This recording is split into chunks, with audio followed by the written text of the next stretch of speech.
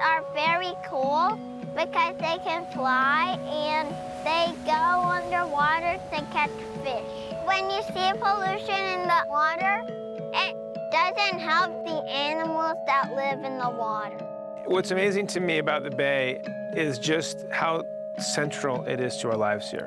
When people see San Francisco Bay for the first or the 100th or the 10,000th time, it's just magic.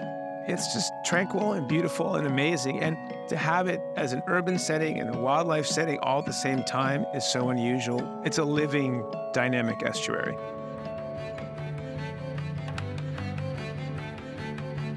People all around the Bay see the Bay every single day. They see it from bridges, they see it from their windows. It looks beautiful. The problem is that it's actually very polluted. And because there has not been sufficient enforcement of existing laws, a lot of these pollutants have been permitted to get into the water. We have more than 1,100 toxic sites around San Francisco Bay, and with sea level rise, we're expecting all of that toxic contamination to leach out into the Bay and into nearby communities. It's just not fair. People should not have to live on land that is harmful to their health. We know that there's more flooding happening, so the tides are coming up higher. Some of the contaminants, like heavy metals, like chromium-6 and other kinds of metals, those will actually be more easily mobilized by saltier water. It's only a question of when. The differences from climate change are starting to be felt across the Bay. The water is warmer. The tides are more extreme. Richmond has the most shoreline of any city in the Bay. Unfortunately, a lot of it has been polluted because there was a lot of industry. The city of Oakland have allowed housing to be right up next to where there are the impacts from the trucks, the trains, coming from in and out of the Port of Oakland. West Oakland is where my family is primarily from. There were certain days that I just wouldn't let my son out to play just because I wasn't sure what the smell was. It just didn't feel natural or healthy. There are times where we would head to the beach and there would be a sign on the beach. Even if you don't see the pollution, you know it's there. The people who've been exposed to the most contaminants over the last 50, 100 years are still exposed to the most risk. We've assessed nearly 100 different threats to San Francisco Bay. Those include fossil fuel pollution, industrial pollution, stormwater runoff from cities. We go out, we patrol, we use science to assess, and then we use the law to enforce the best possible outcomes for a clean bay. My first experience really is seeing the scale of pollution was out on the water with Baykeeper, right on the edge of our community, and just what seemed to be zero regulation. A couple of years ago, we got a pollution hotline call to go check out this facility up in Benicia. So we went out there with our drones, and our field investigators caught this facility dumping black petroleum coke into the bay on 6 different occasions. It turns out that the petroleum coke belonged to Valero Oil Refinery, which is one of the largest companies in the world. It's contaminating the entire community. Those are the people that we're doing this work for.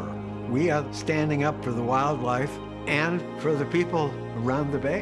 You know, fish can't vote.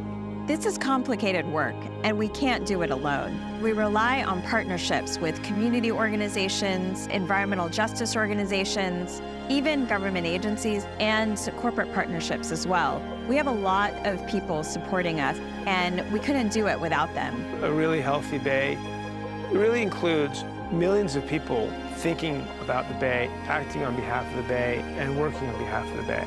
We are the only organization that's proactively finding pollution on the Bay. We're a triple threat against the polluters of San Francisco Bay.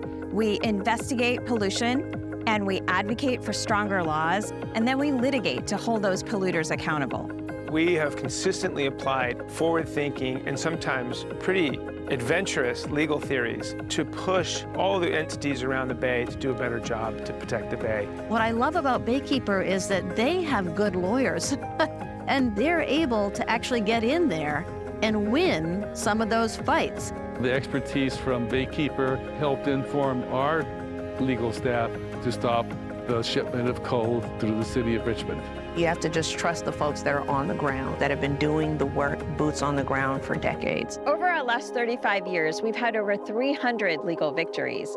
Oftentimes, when we notify a company that they're polluting, they're actually very thankful to us, so they work with us. Baykeeper has ended up producing $15 million in mitigation money that has come as a result of the lawsuits. That's a staggering number because all of that money has gone back into projects that are benefiting the Bay. Baykeeper is on the right side. We're there to protect the water for the people. I forget sometimes that the work we do benefits millions of people because I'm just doing what I love, being out in the field, collecting samples, looking under a microscope. I get to work with scientists who can go take a drone and actually catch the polluter red-handed. It's a huge privilege to be able to fight for communities, for the environment, for people to be able to be out on the water, recreating safely. A measure of our success is that they're not thinking about the water being polluted. I mean, they're going out and enjoying it. This is what a healthy ecosystem should feel like, and not have to worry about if it's going to harm you or your community. The Bay is really, it's just home in every sense for me. It's where I swim, it's where I paddleboard, it's where I fish with my family. Every time I go out on the Bay, I just feel this renewed sense of hope for the future. I think it's a really good thing, helping the Bay and making sure that the fishes in the ocean do not get hurt, and we just should help them. Thank you, Baykeepers, for helping us take care of the Bay.